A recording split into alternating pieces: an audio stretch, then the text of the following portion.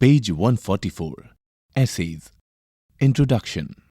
An essay is a short composition in prose that undertakes to discuss a matter, express a point of view, or persuade us to accept an idea or any subject. It is addressed to a general rather than a specialized audience. As a consequence, the essay discusses its subject in a non-technical fashion and often with the liberal use of anecdote, illustration, and humor. A useful distinction is that between the formal and informal essay. The formal essay is relatively impersonal, logically organized, and filled with serious purpose. The informal essay is personal, written in a relaxed, often whimsical fashion, and tends to deal with everyday things. Essays have been written since ancient times. The French writer Montaigne wrote short literary pieces which he called essays, meaning attempts.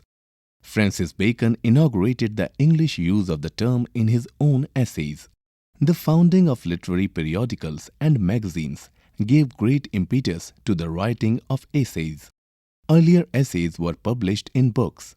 The essays in this unit provide a wide thematic range. My Watch is a humorous relook at an instrument that most of us take for granted. My Three Passions focuses on the eternal concepts of love and pity. Tribal verse makes one sensitively aware of the rich oral literatures of India. Bridges, an autobiographical excerpt, gives us a glimpse into the life of a Kathak dancer and choreographer, while Patterns of Creativity throws light on the creativity of poetry and creativity of science. Page 145. My Watch by Mark Twain. Look for these expressions and words in the text and guess the meaning from the context. Bodings, vicious happiness, brained him, human cabbage, priced. My beautiful new watch had run 18 months without losing or gaining, and without breaking any part of its machinery or stopping. I had come to believe it infallible in its judgments about the time of day and to consider its constitution and its anatomy imperishable. But at last, one night, I let it run down. I grieved about it as if it were a recognized messenger and forerunner of calamity. But by and by I cheered up, set the watch by guess, and commanded my bodings and superstitions to depart. Next day, I stepped into the chief jeweller's to set it by the exact time, and the head of the establishment took it out of my hand and proceeded to set it for me. Then he said, "She is 4 minutes slow. Regulator wants pushing up." I tried to stop him, tried to make him understand that the watch kept perfect time. But no, all this human cabbage could see was that the watch was 4 minutes slow and the regulator must be pushed up a little. And so, while I danced around him in anguish and implored him to let the watch alone, he calmly and cruelly did the shameful deed. Page 146. My watch began to gain. It gained faster and faster day by day. Within a week it sickened to a raging fever and its pulse went up to 150 in the shade.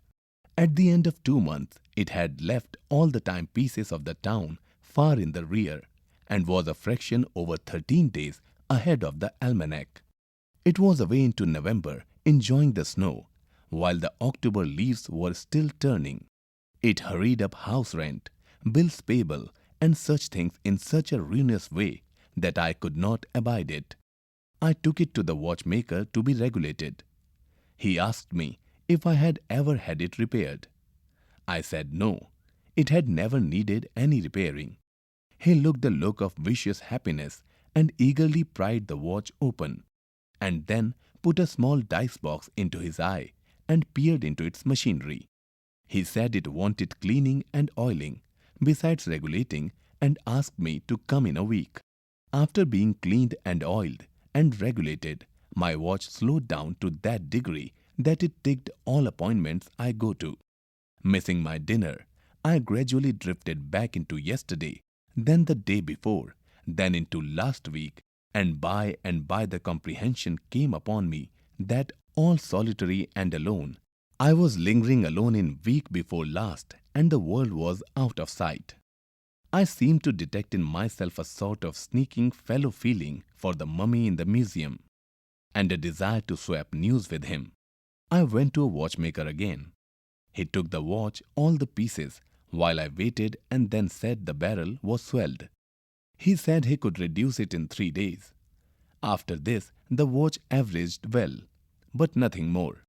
For a half day, it would go like the very mischief, and keep up such a barking and wheezing and whooping and sneezing and snorting that I could not hear myself think for the disturbance. And as it held out, there was not a watch in the land that stood any chance against it. But the rest of the day it would keep on slowing down and fooling along until all the clocks it had left behind caught up again. It would show a fair and square average, and no man could say it had done more or less than its duty. Page 147. But a correct average is only a mild virtue in a watch, and I took this instrument to another watchmaker. He said the king bolt was broken. I said I was glad it was nothing more serious. To tell the plain truth, I had no idea what the king bolt was, but I did not choose to appear ignorant to a stranger. He repaired the king bolt, but what the watch gained in one way, it lost in another. It would run a while and then stop a while, and then run a while again, and so on, using its own discretion about the intervals. And every time it went off, it kicked back like a musket. I padded my breast for a few days, but finally took the watch to another watchmaker.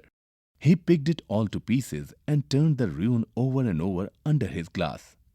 And then he said there appeared to be a fresh start. It did well now, except that always at 10 minutes to 10 the hands would shut together like a pair of scissors, and from that time forth they would travel together. The oldest man in the world could not make head or tail of the time of day by such a watch, and so I went again to have the thing repaired. This person said that the crystal had got bent and the mainspring was not straight. He made these things all right, and then my timepiece performed unexceptionably, save that now and then, after working along quietly for nearly 8 hours, everything inside would let go all of a sudden and begin to buzz like a bee, and the hands would straightway begin to spin round and round so fast that their individuality was lost completely, and this simply seemed a delicate spider's web over the face of the watch. She would reel off the next 24 hours in 6 or 7 minutes, and then stop with a bang. I went with a heavy heart to one more watchmaker, and looked on while he took her to pieces. Then I prepared to cross-question him rigidly, for this thing was getting serious. The watch had cost $200 originally, and I seemed to have paid out $2,000 or $3,000 for repairs. While I waited and looked on, I presently recognized in this watchmaker an old acquaintance, a steamboat engineer of other days, and not a good engineer either. Page 148. He examined all the parts carefully, just as the other watchmakers had done, and then delivered his verdict with the same confidence of manner. He said, "She makes too much steam. You want to hang the money wrench on the safety valve." I brained him on the spot and had him buried at my own expense.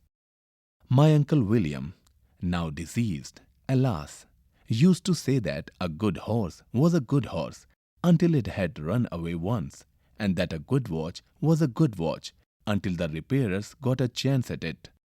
And he used to wonder what became of all the unsuccessful tinkers and gunsmiths and shoemakers and engineers and blacksmiths, but nobody could ever tell him.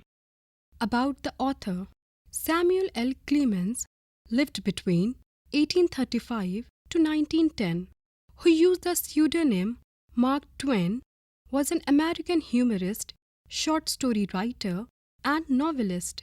Brought up in the small town of Hannibal, Missouri, Mark Twain had less than 10 years of schooling.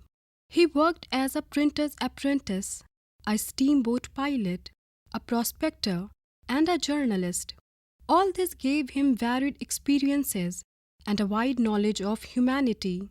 In the adventures of Tom Sawyer, he drew on his own childhood, The Adventures of Huckleberry Finn, which was planned merely as a sequel, went on to become a masterpiece, the story being narrated through an uneducated boy. Understanding the text. 1. What was the importance of the watch to the author? 2. What were the attempts made by the author to get his watch repaired? Why did the author finally give up on his watch? 4.